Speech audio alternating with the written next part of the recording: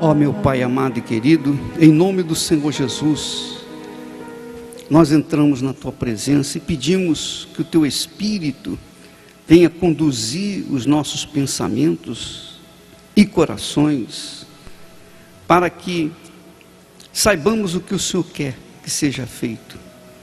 E dá-nos coragem para obedecer a Tua direção, para que o Teu nome seja glorificado em nós e haja salvação aqui embaixo. Eu peço, Espírito Santo, em nome do Senhor Jesus. Amém. E graças a Deus. Podem sentar em nome do Senhor Jesus. O homem prudente. O homem que ouve a palavra de Deus É como aquele que sobre a rocha edificou.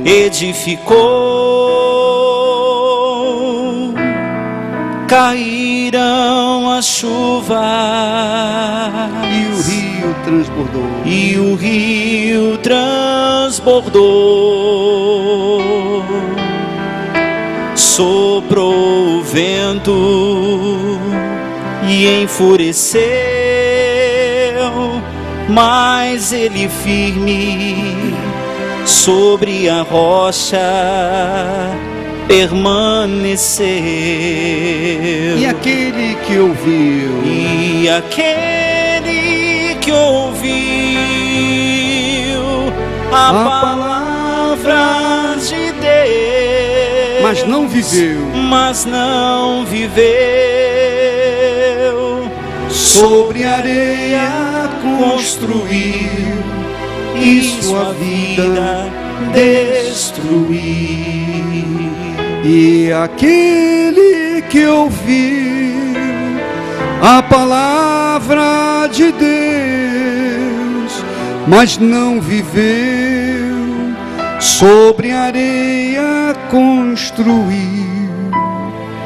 e sua vida destruiu. Você sabe que todos os seres humanos são inteligentes. Todos os seres humanos são inteligentes. Não importa o grau de instrução, mas que todos são inteligentes, são.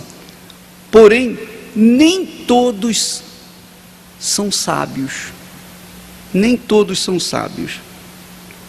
Porque o sábio, ele vê o caminho do mal e ele se desvia. Mas o tolo se deixa levar pelas emoções e vai em frente naquele caminho errado. Então, você tem que ter essa consciência de que o homem prudente é sábio e o homem tolo, esse com certeza perde a oportunidade de alcançar aquilo que Deus oferece. Vamos cantar outra vez. O homem que ouve a palavra de Deus, fique de pé e cante. É como aquele que sobre a rocha edificou. Caíram as chuvas e o rio transbordou. Soprou o vento e enfureceu, mas ele firme sobre a rocha permaneceu. E aquele que ouviu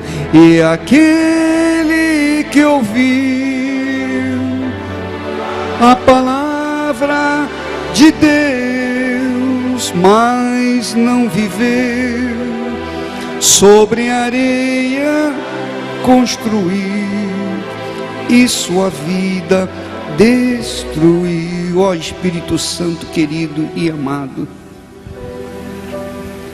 é difícil, é muito difícil saber da Tua palavra tão clara, tão transparente, e ainda assim não ter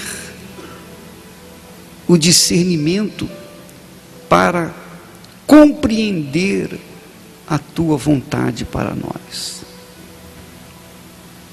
O Senhor nos deu a tua palavra para que nós pudéssemos guiar as nossas vidas, para que pudéssemos dirigir os nossos pensamentos, conduzir os nossos passos. O Senhor, quando permitiu que Sadraque, Mesaque e Abednego fossem lançados na fornalha 7 vezes mais quente, o Senhor permitiu, mas não permitiu que o fogo queimasse nenhum fio de cabelo deles. E quando Nabucodonosor viu aqueles homens, olhou para dentro, ele viu 4 homens, porque o Senhor Jesus estava ali com eles. Oh, meu Deus, eu sei que tu estás conosco, mesmo a despeito de todos os problemas, as dificuldades, as necessidades, as situações, tribulações, as injustiças, por tudo que nós passamos aqui embaixo, o Senhor não nos livra da fornalha, mas nos livra do calor do fogo. O mesmo aconteceu com Daniel. Foi jogado na cova dos leões, mas os leões não puderam abrir a boca. Assim também aqueles que ouvem e praticam a tua palavra, obedecem a tua palavra, estes têm a tua proteção. Têm a tua proteção. Apesar de enfrentarem problemas, leões e o fogo desse mundo, ainda assim eles saem lesos. Porque tu és conosco, meu Pai. Tu és com aqueles que ouvem e praticam. Mas não é assim com aqueles que ouvem e não praticam. Que é o que mais tem hoje em dia. O que mais tem são evangélicos, são crentes. Gente que acredita na tua palavra, que acredita em ti, mas que não pratica. Quer dizer, é uma crença fajuta, enganosa, é uma ilusão. Ó poderoso de Israel, que agora, neste momento, a partir desse instante, aqueles que participam dessa programação através da TV Universal, como também pela internet, aqueles que ouvem pelo rádio, aqueles que estão assistindo ou participando através de algum meio de comunicação, em casa, num presídio, num sanatório, onde quer que haja alguém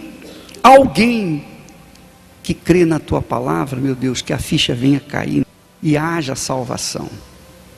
Do contrário, nossa estada aqui é inútil. E eu te peço, Espírito Santo, em o nome do Senhor Jesus, opera esse milagre para que o nosso Senhor Jesus seja glorificado. Em nome dele, nós te pedimos e agradecemos. Amém. Podem sentar. Nós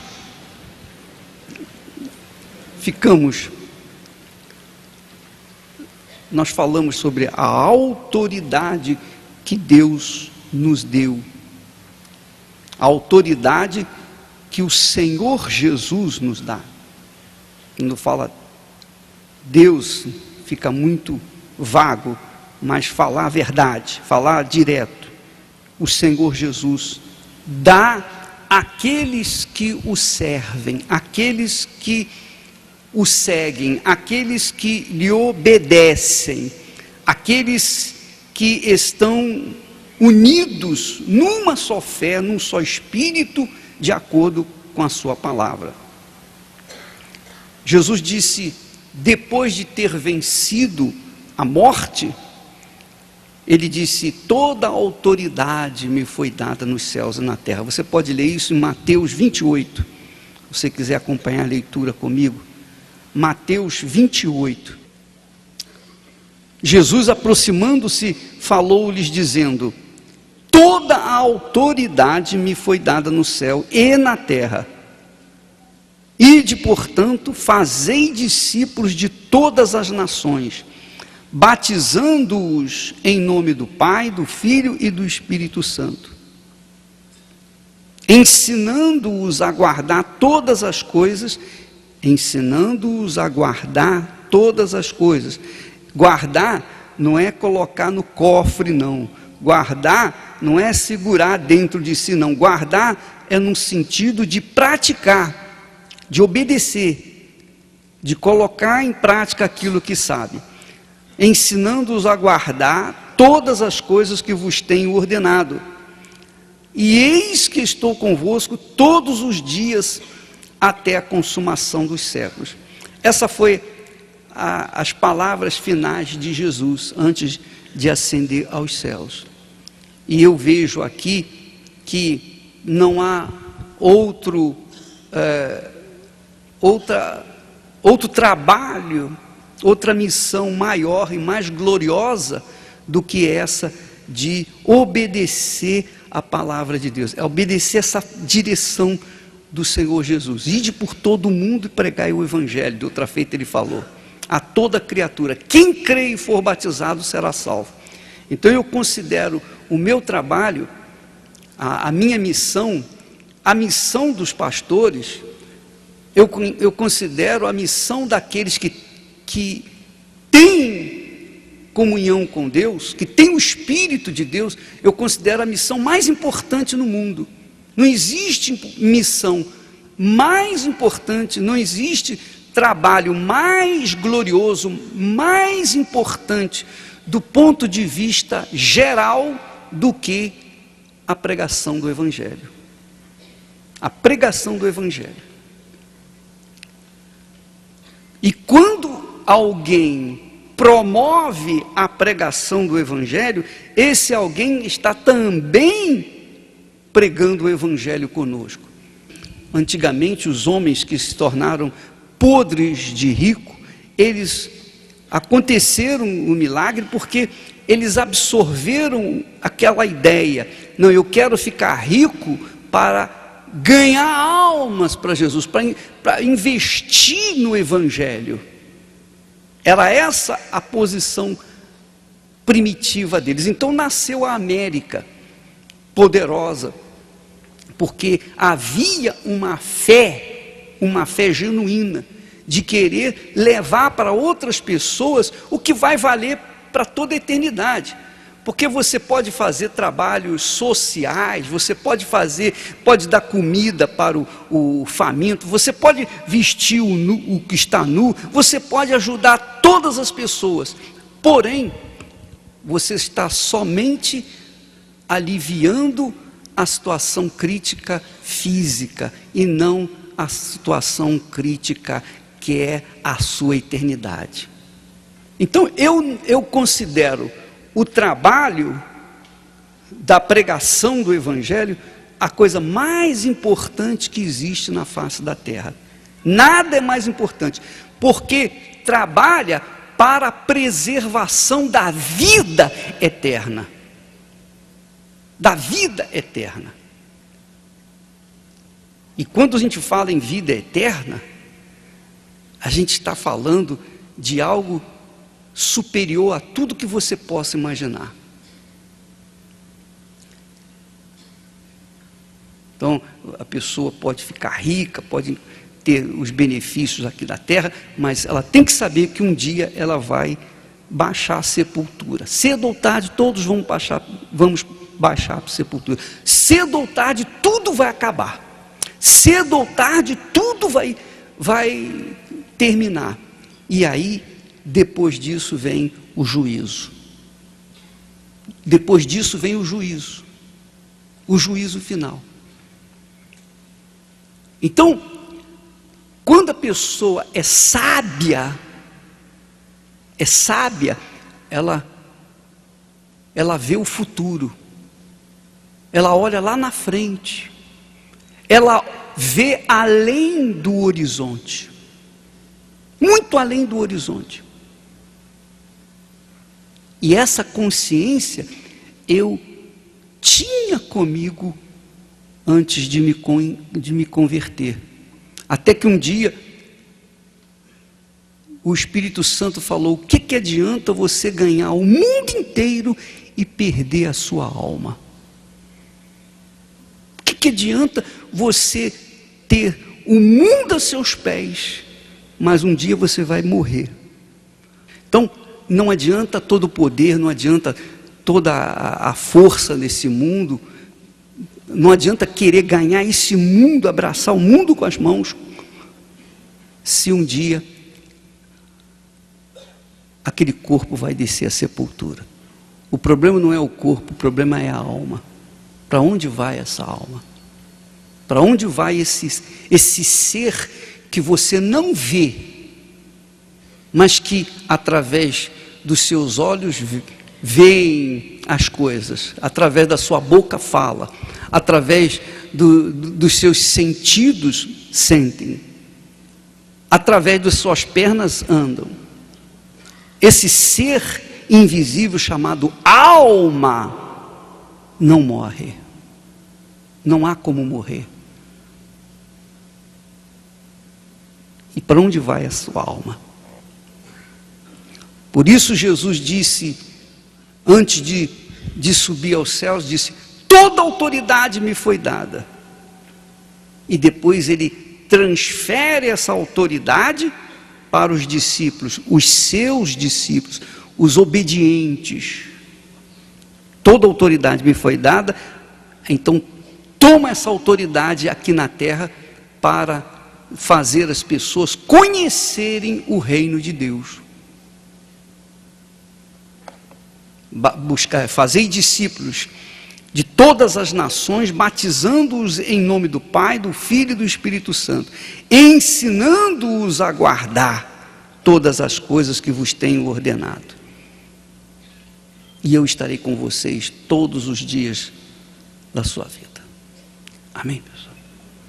Sabe o que acontece? Vou dizer para você uma coisa. Muitos de vocês aqui, e também que estão me vendo e assistindo em casa, não levam a fé a sério. Essa é a realidade, não leva a sério. Vem na igreja, querem as bênçãos, estão prontas para receber as bênçãos, mas não para entregar suas vidas. E levam a sua fé de qualquer maneira. Não, um dia eu vou me converter. Quem sabe, quando eu tiver velho eu vou me converter. Aí eu vou me consertar com Deus, se tiver tempo. Se tiver tempo.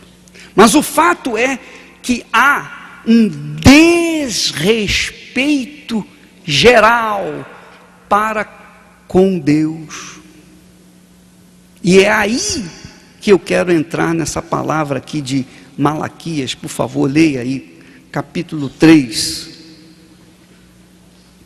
Quando Deus fala assim, capítulo 3, versículo 6, ele diz assim: porque eu, o Senhor, não mudo. Deus é imutável. Deus é imutável.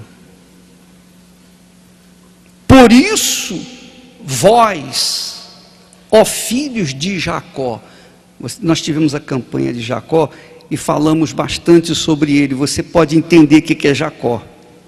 Você pôde entender, você tem ideia do que era Jacó.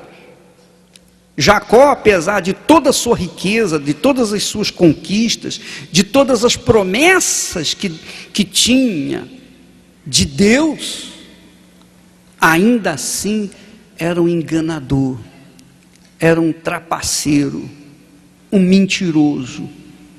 Conquistou os seus benefícios suas riquezas através da usurpação, da mentira, até que depois, no decorrer da sua vida, ele teve que enfrentar, ele teve que colher, melhor dizendo, os frutos do seu mau caráter.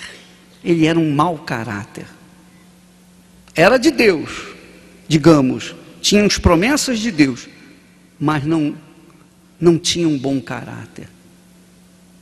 E ele colheu os frutos desse mau caráter durante toda a sua vida, até que o dia em que ele tem um encontro, tem uma luta com o anjo de Deus, com o próprio Deus, lá no Val de Jaboque, e deixou de ser Jacó para ser Israel.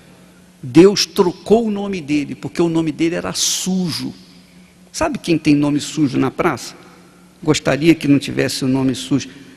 Pois bem, Deus trocou o nome dele por conta dele desejar, dele se dispor de tudo, dele deixar a sua família ir à frente. Ele ficou sozinho. Se o meu irmão me matar, não vai matar a minha família. Então ele sozinho teve o seu encontro com Deus e veio a se tornar príncipe, ou Israel. Então quando Deus fala aqui, vós, ó filhos de Jacó, ele está falando com esses crentes que desrespeitam, que não levam a sério a sua fé, que são santinhos dentro da igreja, mas lá fora são prostitutas, são vigaristas, mentirosos, enganadores, roubadores, são fingidos, hipócritas, adúlteros, pedófilos, fazem tudo o que os incrédulos lá fora fazem, e às vezes até pior. São verdadeiros lixo da igreja, porque maculam a santidade da palavra de Deus. Eles obstruem o caminho daqueles que estão lá fora e querem entrar para o reino de Deus, porque dizem, eu vou crer no Deus dele. Olha só como é que ele é, um safado, um pilantra, um mau caráter. Como é que eu vou acreditar nesse Deus que ele crê, se ele é assim? Senhor, não. Então esse tipo de gente, que Jesus chama de hipócritas, fariseus, e você pode ler o capítulo 23 de Mateus depois, você pode meditar, você vai ver que o Senhor Jesus faz um discurso duro, implacável, condenatório para com essas pessoas. E você que conhece esse tipo de gente, fuja dela, porque senão você vai se sujar juntamente com ela. Pode acreditar que eu estou avisando vocês. É melhor você viver só, é melhor você nem se casar, ficar solteira ou solteiro, é melhor você ser um ermitão, mas de Deus, do que se juntar com esse tipo de gente, porque com certeza vai levar a sua alma para o inferno também. Então Deus fala aqui, filhos de Jacó, é por isso, vós, ó filhos de Jacó, não sois consumidos. E Deus fala também que isso acontecia com o seu povo.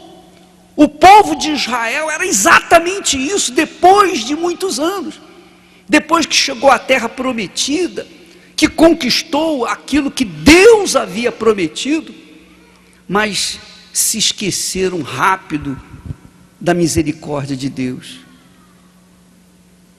Deixaram que os costumes daquelas terras viessem tomar posse deles e acabaram abandonando a fé no Deus vivo. Então ele diz assim, desde os dias de vossos pais vos desviastes dos meus estatutos e não os guardastes. Quer dizer, vocês desobedeceram a lei, a palavra, que Você sabe que um país só existe nação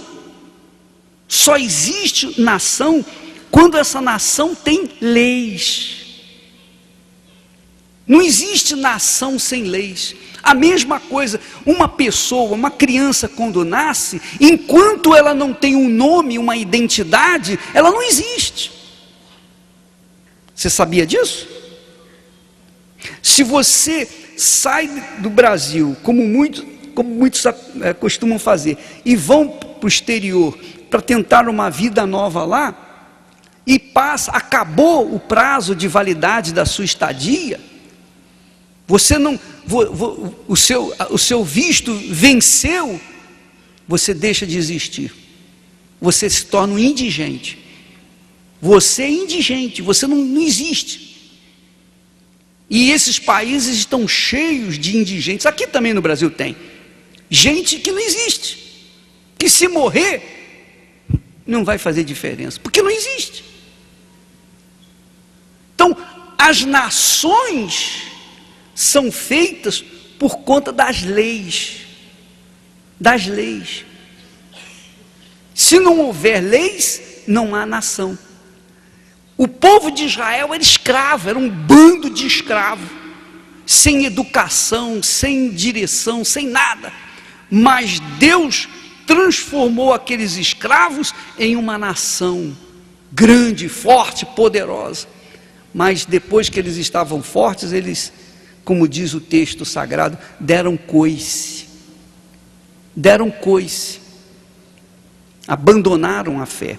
E Deus fala assim: tornai-vos para mim e eu me tornarei para vós outros. Quer dizer, você que é fingido, hipócrita, você que tem sido hipócrita, você sabe que é errado, mas você lê a Bíblia, você ora, às vezes você até jejua, você vem na igreja, você sabe que a sua vida é um mar de lama, de sujeira. Você vem na igreja, você busca a Deus, mas lá fora você busca o diabo. Você está brincando com Deus. Você está brincando com aquele que não muda, do Criador dos céus e da terra. E a condição para mudar essa situação, você tem que se voltar para Ele de corpo, alma e espírito. Você tem que entregar toda a sua vida, você tem que largar essa vida desgraçada que você tem vivido, essa vida suja que você tem vivido. Claro, há pessoas que têm vindo no nosso meio, e por essas eu tenho lutado. Os canhões da Igreja Universal são dirigidos contra os demônios que atuam na vida das pessoas que estão presas nas garras do diabo. Essas pessoas que não conhecem a verdade, que nasceram no pecado, viveram no pecado, foram educadas no pecado, vivem no pecado, mas não querem continuar no pecado. Então, para essas pessoas, pode acreditar, nós estamos abertos para te ajudar. E Deus diz: olha, se vocês se voltam para mim, eu vou me voltar para vocês. Se vocês não se voltarem para mim, tampouco eu vou me voltar para vocês. E Deus sabe quando a pessoa se volta de todo o coração, com todas as suas forças e sinceramente. Essa é a realidade. Aí ele diz: em que havemos de tornar? Aliás, ele diz assim: tornai-vos para mim e eu me tornarei para vós outros. Diz o quê? O quê? Senhor dos exércitos. O que soa isso para você? Vamos pensar agora, vamos raciocinar. Porque Deus se identifica para os filhos de Jacó, para os rebeldes, Ele se identifica como Senhor dos exércitos. O que quer dizer isso para você? Qual a ideia que você tem dessa identificação divina, Senhor dos Exércitos.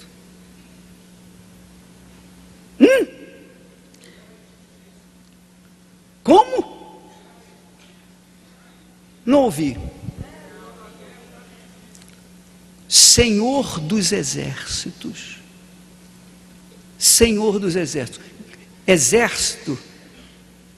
Exército diz respeito à guerra.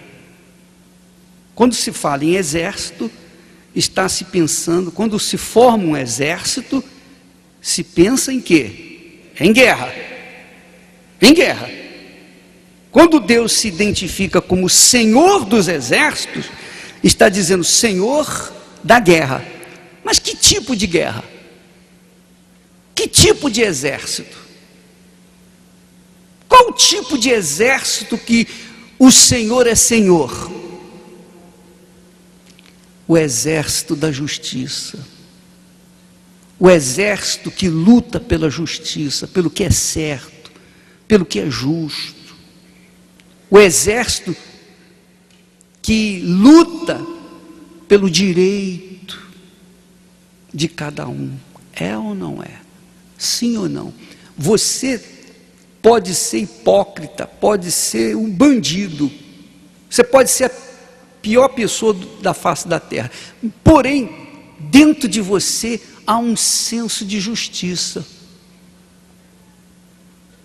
porque entre os bandidos, até entre os bandidos há essa justiça. Justiça, eles querem justiça também. O ladrão quer justiça. Ladrão, quando faz um roubo, ele divide irmãmente com os que compactuaram com ele, porque eles querem justiça. O Senhor dos Exércitos é Senhor da justiça, é o Senhor que vai à frente da justiça, para lutar pelo que é certo. E como que uma pessoa que vive na injustiça, que é o pecado, quando você ouve na palavra de Deus justiça, ele está falando do que é certo, do que é justo. Uma concepção dos 10 mandamentos. Os 10 mandamentos é um resumo da justiça de Deus. A palavra dele, os ensinamentos, os mandamentos, as orientações, todas estão calcadas na justiça, no que é certo. O que é meu, o que é seu. Toma aqui o que é seu. Amém. Amém, pessoal? É isso que você quer, é isso que todos queremos, sim ou não? É isso que todo o povo almeja, que todos nós queremos, justiça. É a coisa mais importante numa nação, é a justiça. Se a justiça não é feita, ou se a justiça é levada na brincadeira, então não há ordem, não há dignidade, não há respeito, não há como haver uma prosperidade.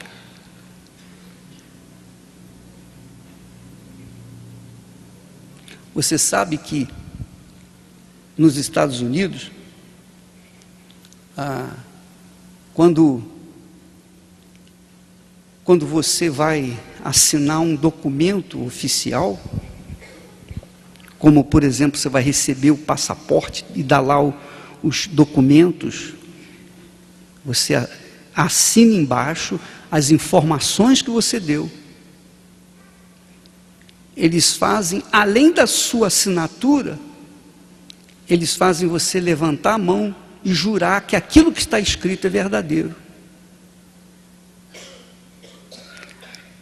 Aí você diz assim, bobagem, eu juro. É fácil jurar, eu juro, pronto. Porém, o que você não sabe é que se você colocou uma informaçãozinha lá, por menor que seja, mentirosa, enganadora, e se eles pegarem, você vai para a cadeia e não tem ninguém que tire você da cadeia. Você vai para a cadeia, porque você jurou ser a verdade. Você sabia disso? Lá nos Estados Unidos, o advogado conversa com o seu paciente.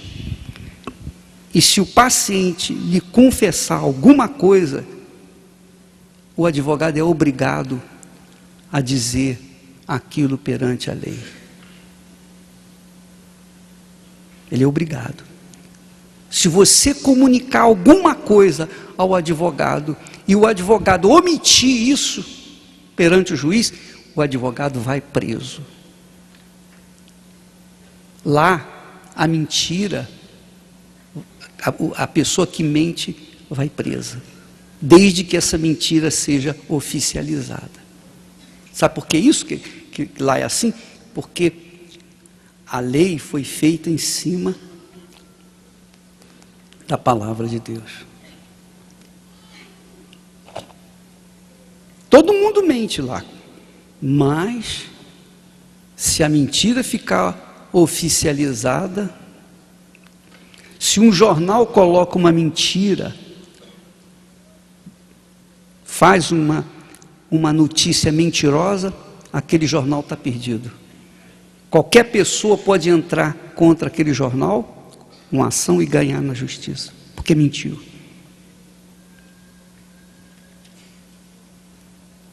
O Senhor dos Exércitos, minha amiga, meu amigo, significa o Senhor da Justiça. E quem quiser alcançar a sua compaixão, a sua misericórdia, tem que ter, ou tem que querer viver dentro desse padrão ético chamado justiça. Amém, pessoal? Deus sabe que todos nós falhamos, todos nós erramos. Nós erramos porque somos humanos. Mas uma coisa é você cometer erros, falhas. Outra coisa é você ter um mau caráter. Você ser um mentiroso. Você ser uma pessoa que viva na corrupção, na sujeira, na imundície, do que é imoral, do que é injusto. Na semana passada nós falamos o que Paulo falou, né? O Espírito Santo ensina. Nós somos escravos da voz que ouvimos. Se ouvimos a voz do pecado, nós somos escravos do pecado, nós somos escravos do diabo, que é o pai do pecado. Se nós ouvimos a voz de Deus, então nós somos servos de Deus, filhos de Deus. Você é filho de quem? De quem você é filho? De quem nós somos filhos? De quem? Pese a sua consciência. Você sabe que Deus trabalha com a palavra. Você não vê Deus. Ele é espírito. Ele trabalha com a palavra. Para Abraão ele jurou, levantou a mão, jurou. Não precisava fazer isso porque ele só falar algo é porque ele vai cumprir. Ele não pode voltar atrás. O fato é que Deus trabalha com a palavra. Agora eu pergunto a você, se Ele trabalha com a palavra, como os seus seguidores, os seus fiéis, os que creem nele, podem viver sem trabalhar com a mesma palavra, a palavra de Deus, a palavra da justiça? É possível? Sim ou não? Você está envolvido, por exemplo, com uma vida desgraçada. Sua vida não sai da mesma coisa, buraco atrás de buraco. Então a gente ora, a gente pede, clama, faz jejum, faz isso, e não acontece nada. Por que não acontece? Por que não acontece? Porque tem alguma coisa prendendo você ao diabo. Você está ligado ao diabo. Tem alguma coisa que linka você, que une você com Satanás. Obviamente, se você está ligado a Satanás, como é que Deus pode querer mudar a sua vida, ou mudar a sua vida? Senhor dos exércitos, o Senhor dos exércitos, que é isso, minha amiga, meu amigo. E aí ele diz: roubará o homem a Deus? Todavia vós me roubais e dizeis: em que te roubamos? E Deus responde: nos dízimos e nas ofertas. Com maldição sois amaldiçoados. Com maldição sois amaldiçoados, porque a mim me roubais. A mim me roubais. Vós, a nação toda. Vós me roubais. E por causa disso sois amaldiçoados. Não é que Deus amaldiçoa. Por favor, não pense que Deus vai amaldiçoar você. Deus não vai perder tempo com coisinhas insignificantes. Vai chegar o momento em que Ele vai julgar todos os que foram injustos, todos os que rejeitaram-no, todos os que preferiram ouvir a voz do diabo, preferiram andar de acordo com as inclinações do próprio coração. Mas quem vai amaldiçoar você é a pessoa que você ouve a voz, que é o diabo. Porque alguém que rouba é ladrão, ou não é? Quem rouba é ladrão.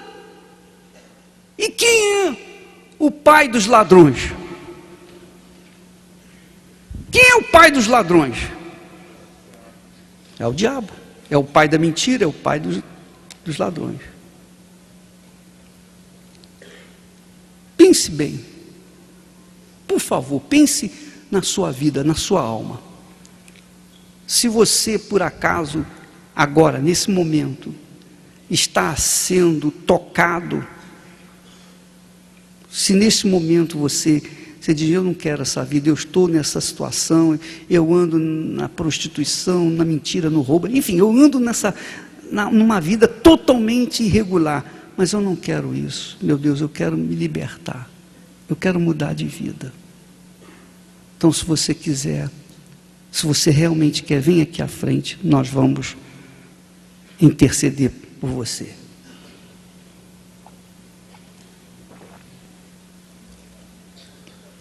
Vamos ficar de pé, por favor, e todos fechem os olhos.